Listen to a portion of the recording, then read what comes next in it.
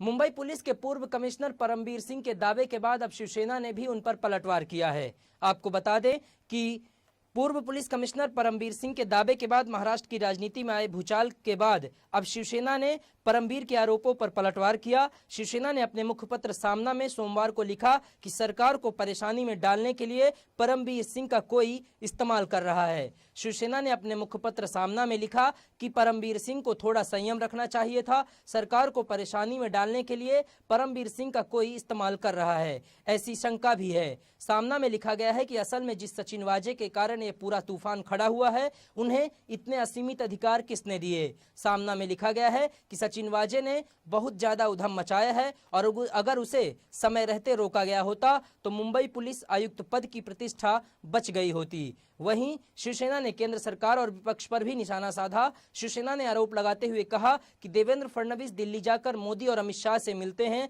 और 2 दिन बाद परमबीर सिंह ऐसा पत्र लिखकर खलबली मचाते हैं। उस पत्र के आधार पर विपक्ष हंगामा करता है। यह एक साजिश का हिस्सा नजर आ रहा है। महाराष्ट्र में विपक्ष ने केंद्रीय जांच एजेंसियों का निरंकुश इस्तेमाल किया है। शिवसेना का कहना है कि महाराष्ट्र जैसे राज्य के लिए यह उचित नहीं है। एक तरफ राज्यपाल राजभवन में बैठकर अलग ही शरारत कर रहे हैं, तो दूसरी तरफ केंद्रीय जांच एजेंसियां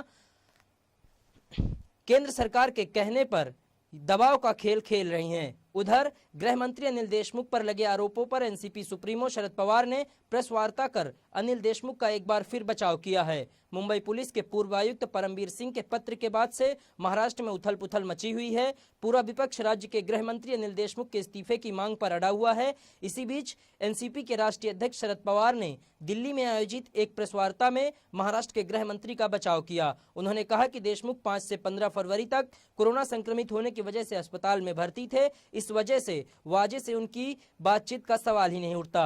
शरद पवार ने कहा कि फरवरी में अनिल देशमुख और वाजे से बातचीत होने के कोई तथ्य नहीं मिले हैं और परमबीर सिंह का दावा पूरी तरह से गलत है। उन्होंने पूर्व पुलिस कमिश्नर के दावे को खारिज करते हुए कहा कि इसमें कोई तथ्य नहीं है। उन्होंने कहा कि परमबीर सिंह जांच की दिशा को भटकाने के लिए इस तरह के गलत आरोप लगा रहे हैं। उन्होंने यह भी कहा कि चिट्ठी में उल्लेखित समय के दौरान वाजे और देशमुख के बातचीत होने का कोई सबूत नहीं मिला है। दूसरी ओर एनसीपी नेता और महाराष्ट्र के मंत्री नवाब मलिक ने कहा कि जांच के बाद ही सच सामने आएगा और तब देशमुख के इस्तीफे का सवाल उठता है।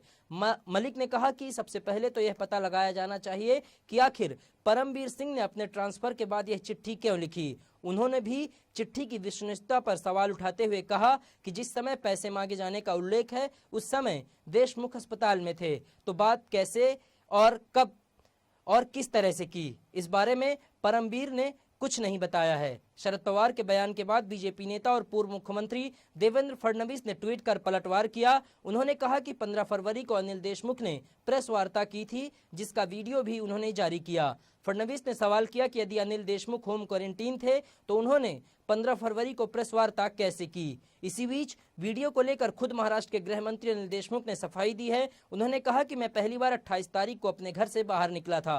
उन्होंने कहा कि 15 से 27 फरवरी तक होम क्वारंटीन थे और उससे पहले 5 से 15 फरवरी तक अस्पताल में एडमिट थे। प्रेस कॉन्फ्रेंस के वीडियो को लेकर देशमुख ने कहा कि 15 फरवरी को अस्पताल से डिस्चार्ज होने के बाद गेट पर ही कुछ पत्रकारों से बातचीत हुई थी। उन्होंने कहा कि उस दिन मैं कमजोरी फील कर रहा था, इसलिए एक कुर्सी पर बैठ गया और मीडिया के सवालों का जवाब दिया। मामले को लेकर परमबीर सिंह सुप्रीम कोर्ट पहुंच गए हैं। उन्होंने इस मामले की जांच सीबीआई से कराने की मांग की है। शिवसेना सांसद विनायक राउत ने भी परमबीर सिंह पर पलटवार करते हुए उन्हें बीजेपी का तोता करार दिया। इस मामले में राजनीतिक घमासान अपने चरम पर है। सरकार और विपक्ष के बीच आरोप और प्रत्यारोप का दौर जारी है, लेकिन सवाल यही है कि सच क्या है।